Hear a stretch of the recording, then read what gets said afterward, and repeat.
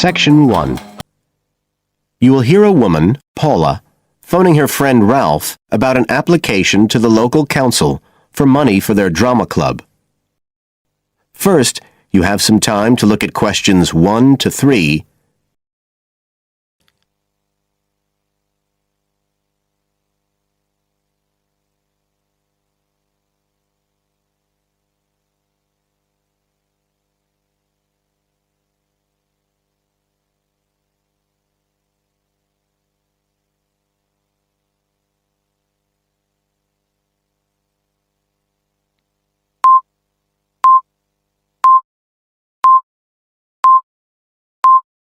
Now we shall begin. You should answer the questions as you listen, because you will not hear the recording a second time. Listen carefully and answer questions 1 to 3.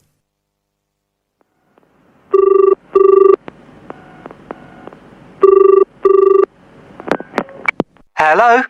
Ralph, it's Paula. Hi. You know I told you we could apply to the local council for money for our drama club? I've got the application form here, but we need to get it back to them by the end of the week. I could send it on to you. You really ought to fill it in as president of the club, but I don't know if it'll get to you in time. Well, you're the secretary, so I expect it's okay if you fill it in. Yeah, but I'd really like to check it together. Right, that's fine. Like, the first part asks for the main contact person. Can I put you there? Sure. Right, so that's Ralph Pearson. Oh, and then I need your contact address. So that's 203 South Road, isn't it? No, 2:30. Oh, sorry, I always get that wrong. Then it's Drayton. Oh, do you think they need a postcode? Better put it, it's DR6 8AB. Okay. Telephone number. That's 01453 586 098, isn't it? Yes. Right. Now, in the next part of the form, I have to give information about our group. So, name of group, that's easy. We're the Community Youth Theatre Group.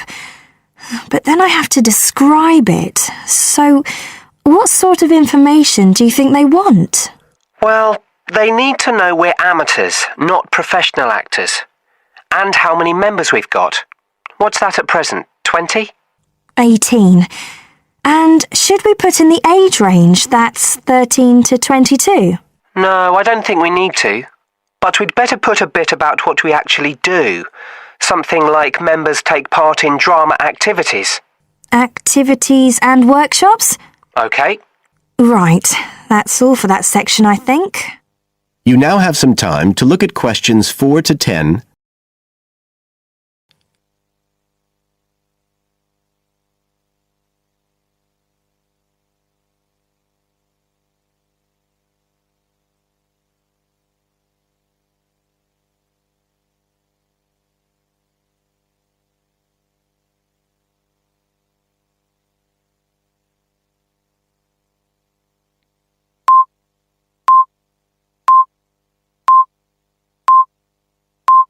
Now listen and answer questions 4 to 10. Now, the next bit is about the project itself, what we're applying for funding for. So, first of all, they need to know how much money we want. The maximum's £500. I think we agreed we'd ask for 250, didn't we? OK. There's no point in asking for too much. We'll have less chance of getting it. Then we need to say what the project, the activity is. Right. So we could write something like, to produce a short play for young children. Should we say it's interactive? Yes, good idea. Right, I've got that. Then we have to say what we actually need the money for. Isn't that it? No, we have to give a breakdown of details, I think. Well, there's the scenery. But we're making that. We need to buy the materials, though. Oh, OK. Then there's the costumes. Right. That's going to be at least £50. OK. And what else? Oh, I just found out we have to have insurance. I don't think it'll cost much, but we need to get it organised. Yes, I'd forgotten about that. And we could be breaking the law if we don't have it. Good thing we've already got curtains in the hall. At least we don't have to worry about that. We'll need some money for publicity. Otherwise, no one will know what we're doing. And then a bit of money for unexpected things that come up. Just put sundries at the end of the list. OK, fine. Now, the next thing they want to know is if they give us the grant, how they'll be credited. What do they mean, credited? I think they mean how we'll let the public know that they funded us. They want people to know they've supported us. It looks good for them. Well, we could say we'd announce it at the end of the play. We could make a speech or something. They might prefer to see something in writing. We'll be giving the audience a programme, won't we? So we could put an acknowledgement in that? Yeah, that's a better idea. OK, and the last thing they want to know is if we've approached any other organisations for funding and what the outcome was. Well, only National Youth Services. And they said that at present funds were not available for arts projects. Right, I'll put that. And then I think that's it. I'll get that in the post straight away. I really hope we get the money. I think we've got a pretty good chance. Hope so anyway. Thanks for doing all this, Paula. That's OK. See you soon. Bye. Bye. That is the end of Section 1. You now have half a minute to check your answers.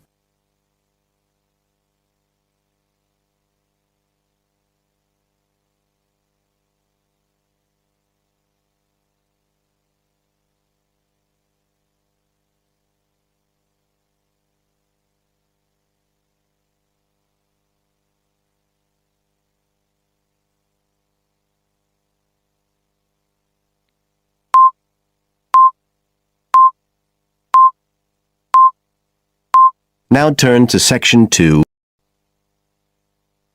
Section 2. You will hear Joanne describing her home city of Darwin in Australia to a man called Rob who hopes to go there. First, you have some time to look at questions 11 to 15.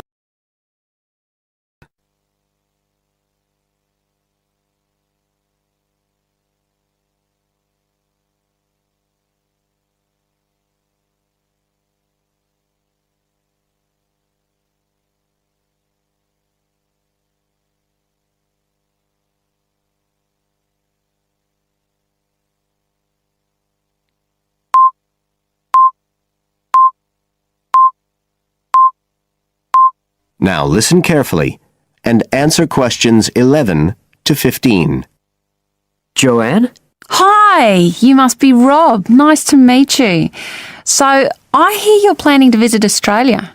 Yeah, and I really wanted to talk to you because I was thinking of spending some time in Darwin, and my sister told me you're from there. That's right. So, tell me about it. Well, where shall I start? Well, Darwin's in what they call the top end because it's right up at the northern end of Australia, and it's quite different from the rest of Australia in terms of cultural influences. In fact, it's nearer to Jakarta in Indonesia than it is to Sydney, so you get a very strong Asian influence there. That means we get lots of tourists. People from other parts of Australia are attracted by this sort of international cosmopolitan image. And as well as that, we've got the same laid-back atmosphere you get all over Australia, probably more so, if anything, because of the climate. But what a lot of the tourists don't realise until they get there is that the city's also got a very young population. The average age is just 29, and this makes the whole place very buzzy. Some people think that there might not be that much going on as far as art and music and dancing and so on are concerned because it's so remote.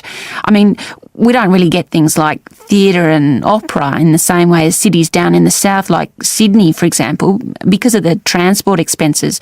But in fact, what happens is that we just do it ourselves. Lots of people play music, classical as well as pop, and there are things like artists groups and writers groups and dance classes. Everyone does something. We don't just sit and watch other people. You said it's very international? Yeah, they say there's over 70 different nationalities in Darwin. For instance, there's been a Chinese population there for over 100 years. We've even got a Chinese temple. It was built way back in 1887, but when a very bad storm, a cyclone in fact, hit Darwin in the 1970s, it was almost completely destroyed. The only parts of the temple that survived were part of the altars and the stone lions. But after the storm, they reconstructed it using modern materials. It's still used as a religious centre today, but it's open to tourists too, and it's definitely worth going to see it. Oh, and as far as getting around goes, you'll see places that advertise bicycles for hire, but I wouldn't recommend it. A lot of the year it's just so hot and humid. Some tourists think it'll be fine because there's not much in the way of hills and the traffic's quite light compared with some places, but believe me, you're better off with public transport. It's fine and not expensive, or you can hire a car, but it's not really worth it. What's the swimming like? Well, there are some good beaches, but the trouble is that there's this nasty creature called the box jellyfish, and if it stings you, you're in bad trouble. So you have to be very careful most of the year, especially in the winter months. You can wear a lycra suit to cover your arms and legs, but I wouldn't like to risk it even so, personally. And there are the saltwater crocodiles too. I mean, I don't want to put you off. There are protected swimming areas netted off where you'll be safe from jellyfish and crocs, or there are the public swimming pools. They're fine, of course. You now have some time to look at questions 16 to 20.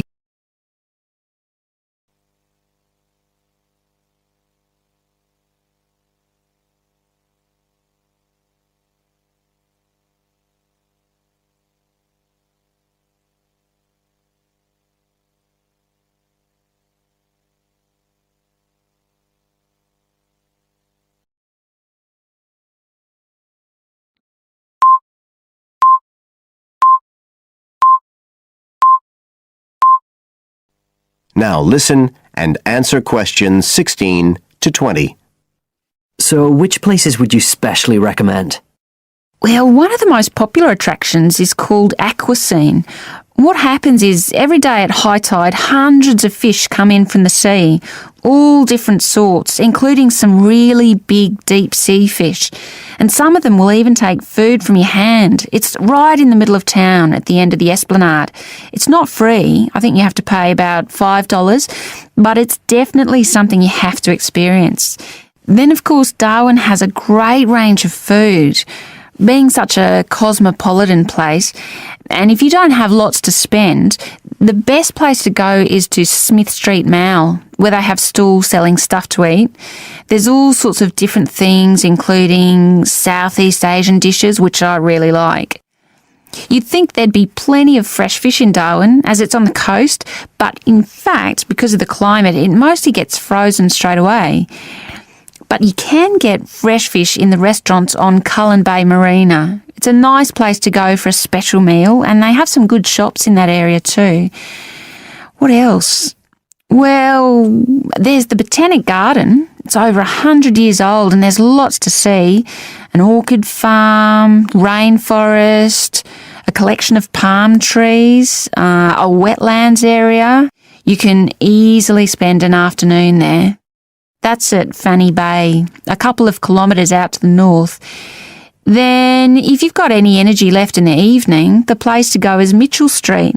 That's where it all happens as far as clubs and music and things are concerned. You'll bump into lots of my friends there. Talking of friends, why don't I give you some email addresses? I'm sure they wouldn't mind if you... That is the end of section 2. You now have half a minute to check your answers.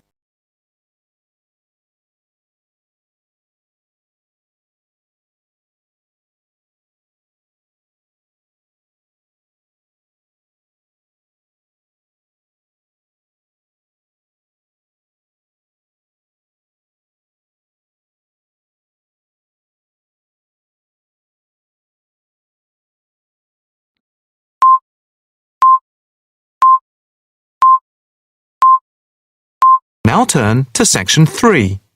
Section 3. You will hear a female student inquiring about changing her course. First, you have some time to look at questions 21 to 25.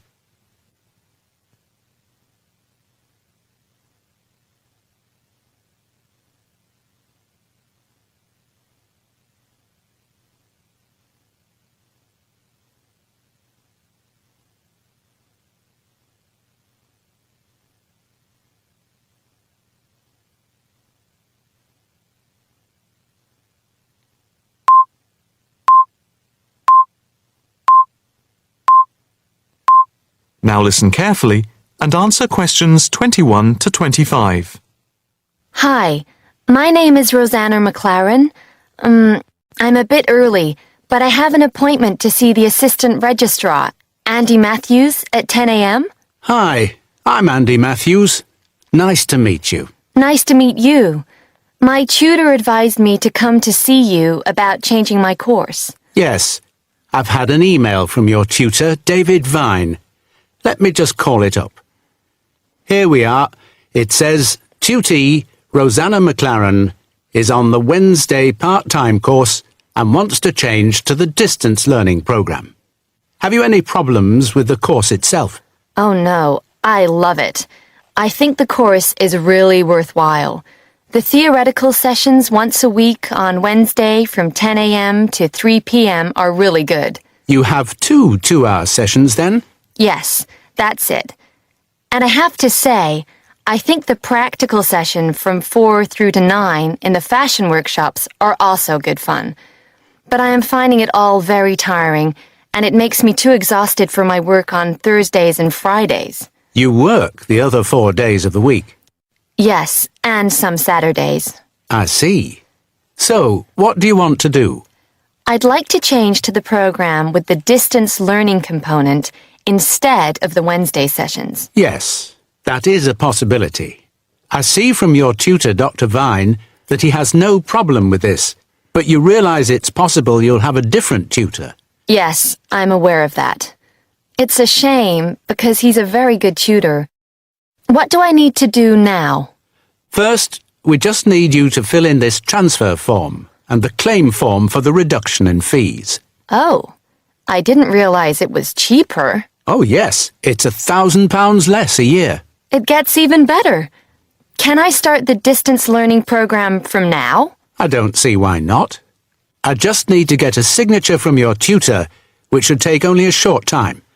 I'll email it to him now, and then he can sign it and put it in the internal mail. Okay.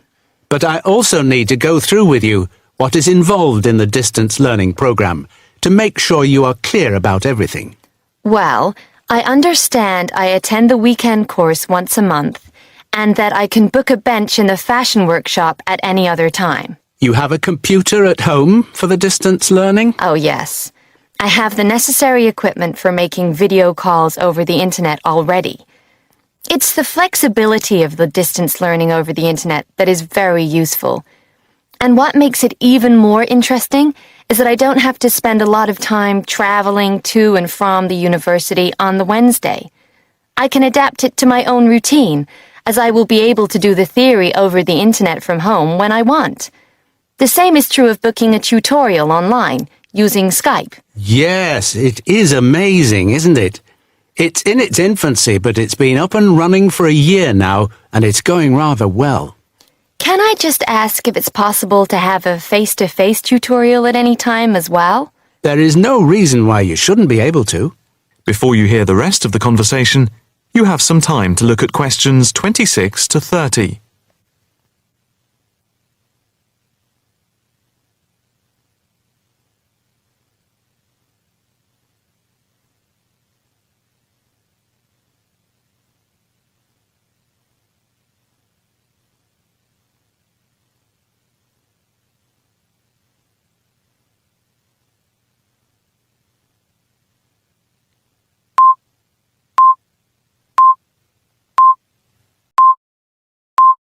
Now listen carefully and answer questions 26 to 30.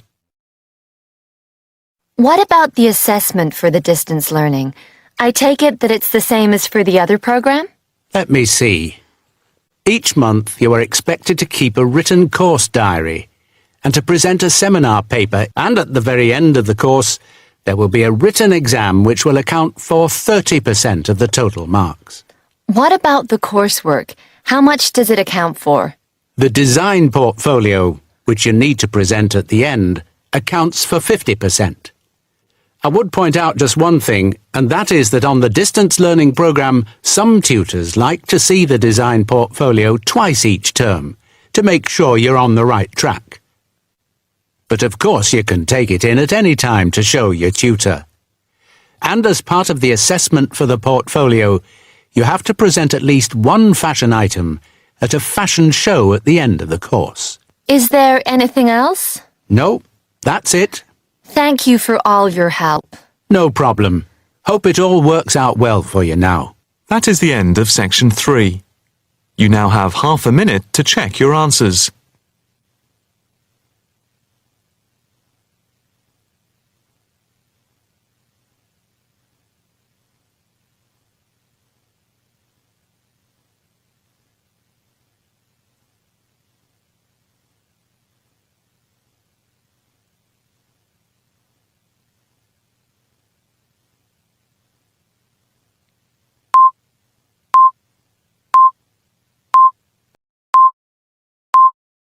Now turn to section 4.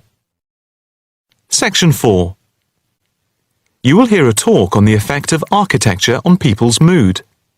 First, you have some time to look at questions 31 to 40.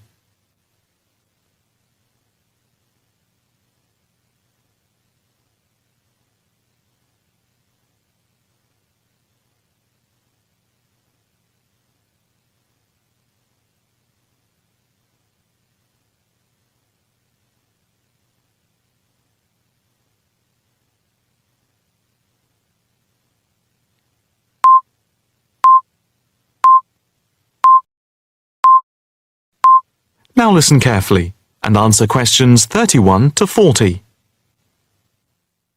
My group has been doing a project on the importance of architecture in people's lives and whether it has any impact on the lives of people in general. The main part I have played is in the collection of data to find out what effect, if any, various buildings have on people's mood, i.e., whether ugly buildings make people unhappy and whether beautiful buildings do the opposite. We had originally thought of starting measuring people's reactions by using a questionnaire with about 40 questions, which we were going to hand out to people, including students at the university. But we were worried that doing the questionnaire would be too time-consuming for people to fill in, so we gave up the idea. I then asked several of the postgraduate students for advice. One of them came up with the simple idea of showing people images of various buildings from different eras and styles, instead of giving out the questionnaire, and asking them to indicate how they felt on a scale of 1 to 5 about the images, where 1 was unhappy and 5 was very happy. People would also be given the option of not saying what they felt.